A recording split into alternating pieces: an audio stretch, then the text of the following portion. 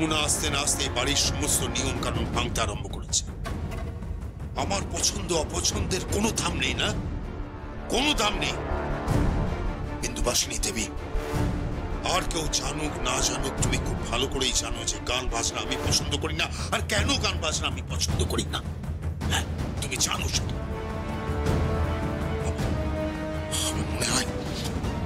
আমার মনে হয় যে আমার মাথার ভেতরে কেউ লোহার রড ঢুকিয়ে দিয়েছে। আমার যন্ত্রণা হয়, আমার কষ্ট হয়। তোর বউ যখন জিজ্ঞেস করে তখন উত্তর দিস না কেন? কারণ আমার লজ্জা, আমার সবচেয়ে বড় লজ্জা। I hate music, I really hate music. আর তোমরা তাতে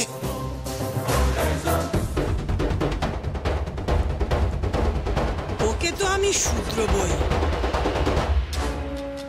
একদিন সবার সামনে তুই আমাকে মা বলে ডাকবি। ডাকবো না, কোনোদিনই ডাকবো না, কারণ ঘৃণা করি আমি তোমাকে। আর যমুনাকে আমি পছন্দ করি না।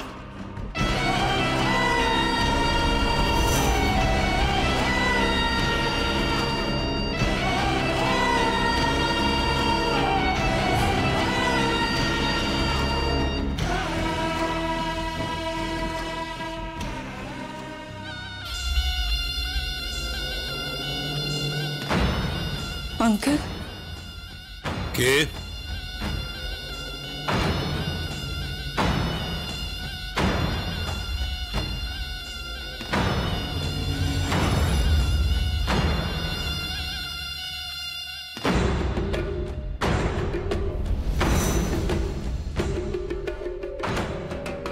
তুমি এখানে? अंकल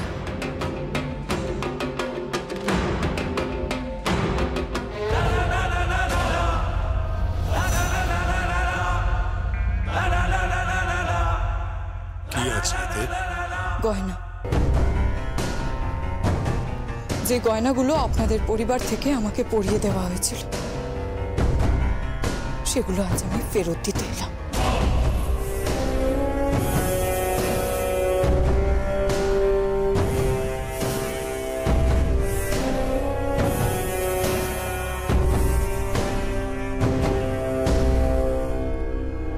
আপনি কথা রাখতে পারেননি আঙ্কেল, আপনি কথা রাখতে জানেনই না। তুমি কিন্তু আমাকে অসম্মান করছো আরজা। অসম্মান? আমার এই দুটো কথাতে আপনার অসম্মান হচ্ছে? তাহলে আমার কথাটা ভাবুন তো একবার। আমার এখন কি হবে?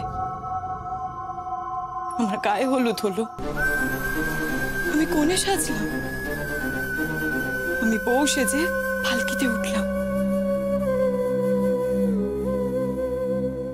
আর যখন সম্বিত ফিরল দেখলাম। একি, তুমি এখানে কি করছো?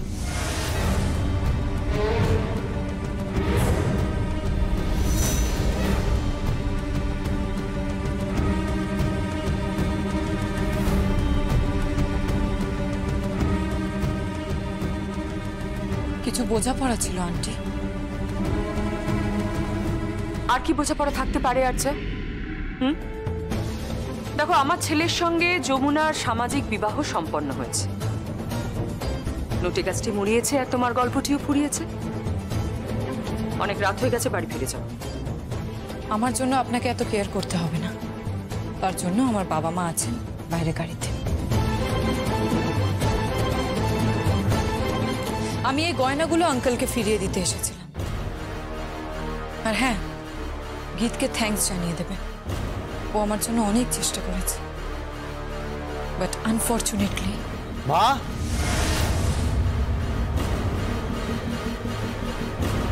মা,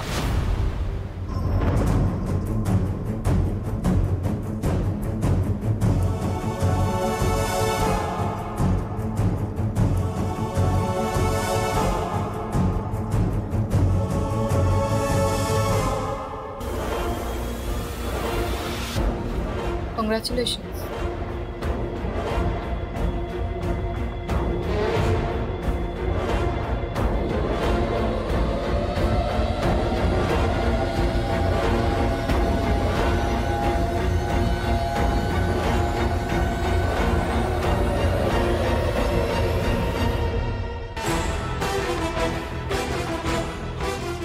wish you a very happy married life, Shongit.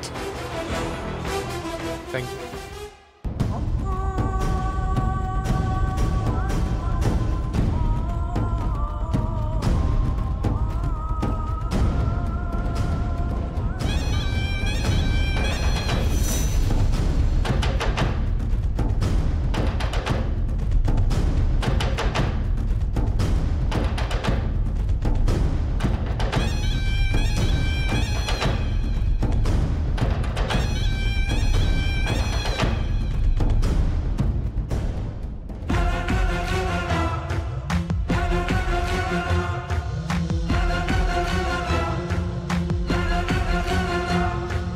High Jamuna, তোমার এই গয়নাগুলো ফেরত দিতে এলাম।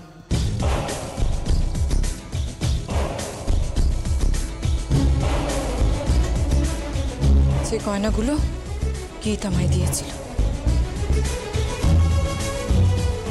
তাহলে এবার তুমি বুঝলে তো আর্চা, জোর করে কোনো কিছু পাওয়া যায় না।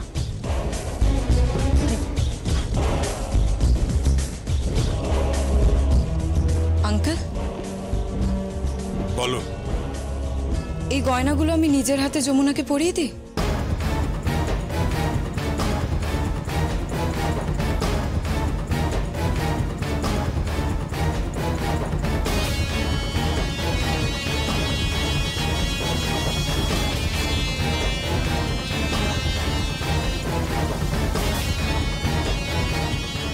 নিজের হার নিজের সামনেই দেখুন আঙ্কেল।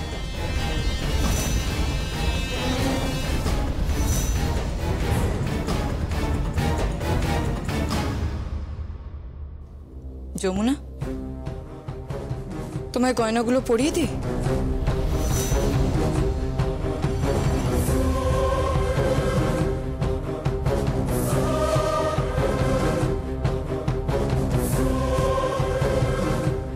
আর্চা, হ্যাঁ বড় পিসি, এই প্রত্যেকটা গয়নায় কেদার রায়ের পরাজয় লেখা আছে।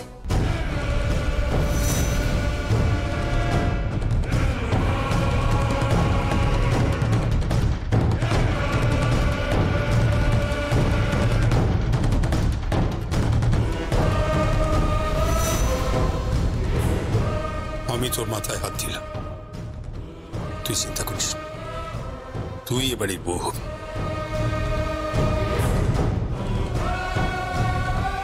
যমুনা এ বাড়িতে থাকতে পারবে না,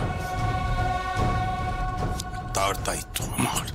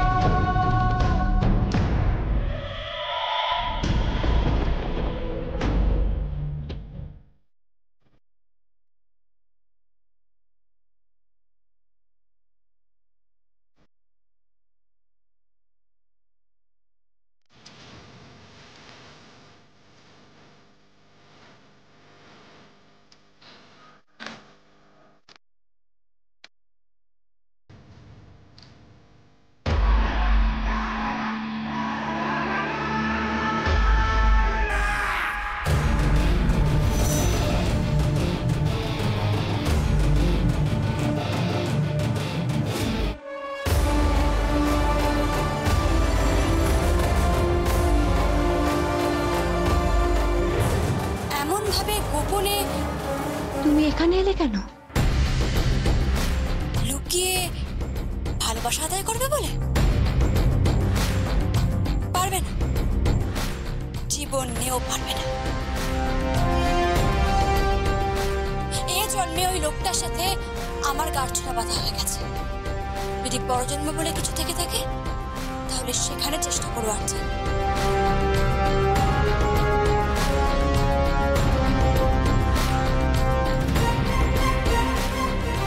আমি এই রায় বাড়ির বউ, আর এই রায় বাড়ির বউকে চিন্তা করে রাখা যায় না।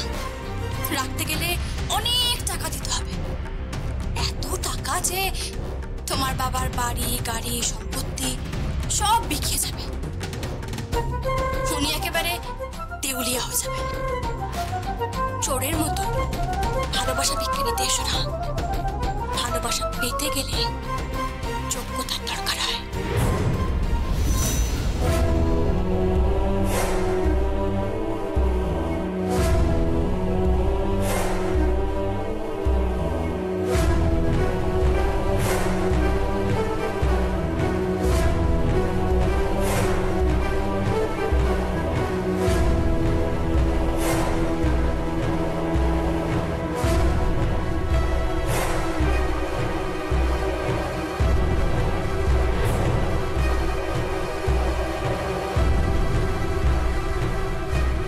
আপনার বৌমা যতদিন এই গয়নাগুলো পরে এই বাড়িতে আপনার সামনে থাকবে ততদিন আপনার মাথায় থাকবে যে আপনি পারেননি আঙ্কেল, আপনি পারেননি। কি পারেনি করছো বলো তো? কি না পারার কথা বলছো? কিছু না, আমি চলি। Good night. দাঁড়াও,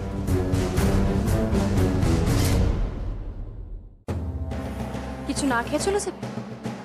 আজ এই বাড়িতে এত বড় উৎসব হলো, উৎসবের দিন না খেয়ে যেতে নেই আর যা, গৃহস্থের অকল্যাণ হয়।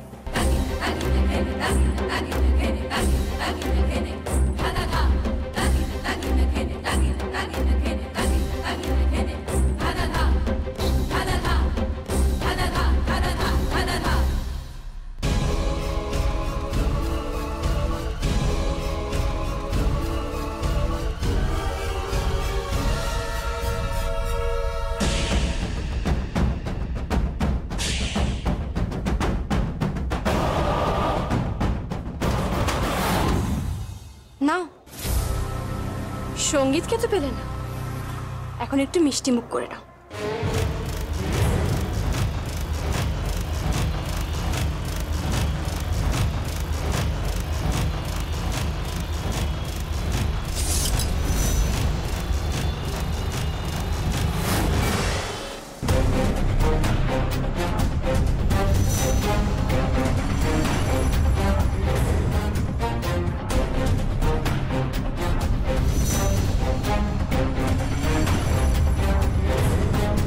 কি হচ্ছে কি আচ্ছা সব?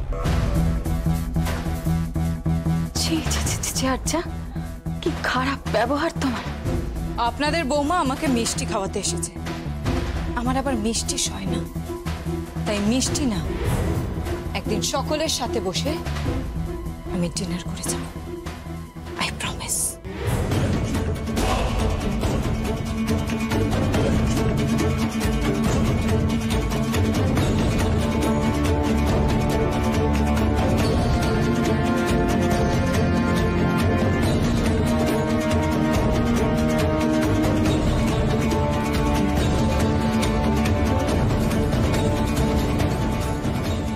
কি বলে গেল আচ্ছা? কি পারোনি তুমি? না না বড় বৌদি, আচ্ছা তেমন কিছু বলেনি। আসলে আসলে বর্দা তো প্রথমে ভেবেছিল যে আর্যার সঙ্গে সঙ্গীতের বিয়ে দেবে, এটাই বর্দার সিদ্ধান্ত ছিল। তারপরে শুধু তোমার কথায় সঙ্গীত আর যমুনার বিয়েতে রাজি হলো, সেটাই নিয়ে কথা বলছিল আর কি। হ্যাঁ ঠিক তাই, বড় পিসি একদম ঠিক কথা বলেছে, তাই না বড় পিসি? হ্যাঁ তাই তো। আচ্ছা যাকে সঙ্গীত যা গিয়ে ঘুমিয়ে পড়ো, অনেক রাত হচ্ছে। যমুনা তুমিও যাও। তুলি যা, তুই ওদের ঘরে নিয়ে যা। দাদা আয়।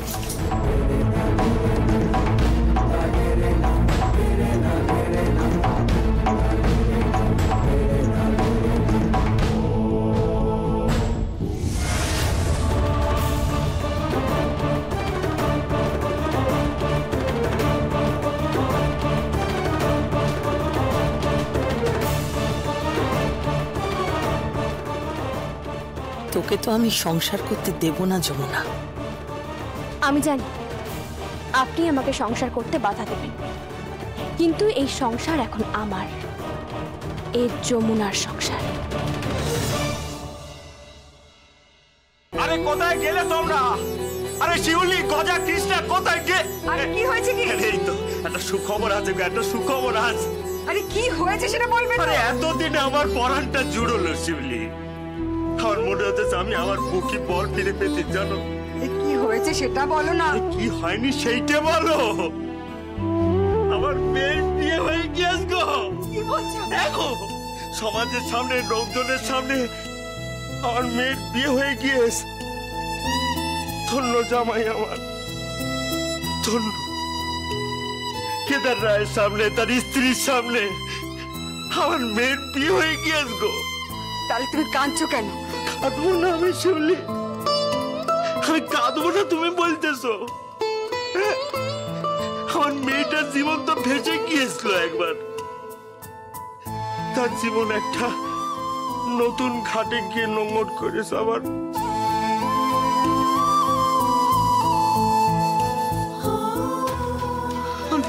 আমি জানি না, কিচ্ছু জানি না। আমার তো এখনো শঙ্কা হচ্ছে। শঙ্কা?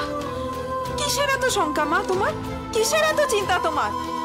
সে তুই বুঝবি না, মা হোসনি তো এখনো বুঝবি। আরে বাবা, ওর বাড়ির মানুষজনগুলো তো কেউ ভালো নয়, কোনো সুবিধের নয় মানুষগুলো। ওরা তো আমাদের মতো সাদা সিধে নয়। ওরা নিজেদের স্বার্থে মানুষ খুন করতে পারে।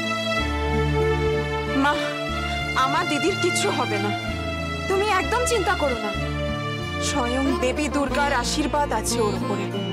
ওর কিচ্ছু হবে না, তুমি দেখো, কিচ্ছু হবে না। কেঁদো না শিউলি, কেঁদো না। তুমি দেখো জামাই আজ আমাদের। এই গজা, আমায় ডাকছো বাবা? এই গজা তুই ভালো করে শোন। কালকে খুব সকাল সকাল তুই সেজে গুজে ভালো করে রেডি হ। শুধু গজা কেন, আমরা সবাই মিলে ভালো করে জামা কাপড় পরে রেডি হয়ে থাকবো। আমরা সবাই মিলে ওই বাড়ি যাবো, কি বলো? ওই বাড়ি? ওই বাড়ি আমরা যাব না। নিয়ম অনুযায়ী বর আসবে কনেকে নিয়ে দিরাগমনে আমাদের বাড়িতে।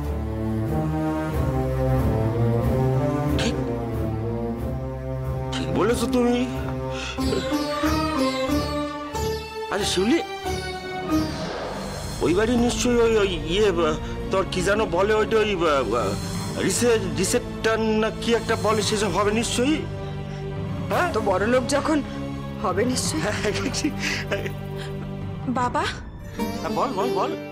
বলছি আমার জন্য না একটা সুন্দর শাড়ি কিনে দেবে? আমি ওটা পরে না ওই যে কি যেন বললে, রিসেপ্টন, ওখানে যাব। যাবি তো মা, যাবি তো। কৃষ্ণা, আমাদের কি আনন্দ হতে, তোরে কি বলবো আমি। আমার মনে হচ্ছে ঝাড়টা কাঁধে তুলে আমি গোটা গ্রাম একবার ঢেরা পিটিয়ে সবাই বলি, ধন্য জামাই আমার, ধন্য জামাই, ধন্য বাবা জীবন আমার।